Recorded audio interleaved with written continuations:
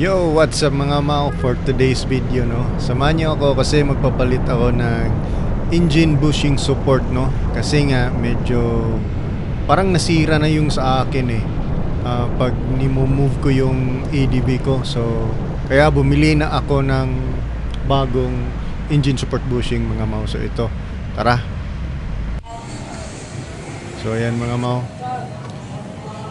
Hindi pala to madali baklasin, no, yung bushing kasi kailangan mo patanggalin yung pipe mo. Pero may wire na nakakonect dyan mga Mao kasi kasama yan sa FI. Dyan lang talaga yan. Hindi mo malayo sa motor. So ayan pala yung swing arm niya. So ayan, babaklasin ng mga Mao. Tatanggalin na yun. Natanggal na. Gumamit kayo ng puller mga Mao kasi puller yung ginamit namin dito.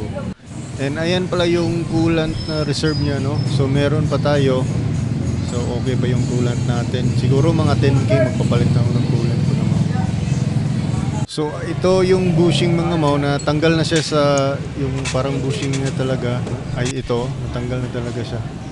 So kaya pala parang kabayo yung motor ko, ano? Ayan.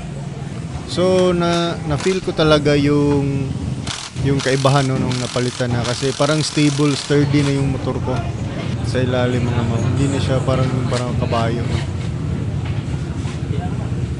So ayan, natanggal na, no. Ayan yung sa nakita nyo. Ayan po, tanggal po talaga. So ayan, papalitan na, nilagyan ng oil para papasok itong bushing, ano. So, puller pa rin yung ginamit para mapasok ito ulit. Ayan mga Mao, okay na siya. So, itetest na natin to maya-maya.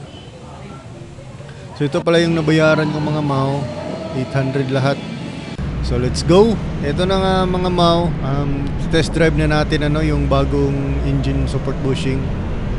So, iba talaga, no, kasi parang sturdy na niya.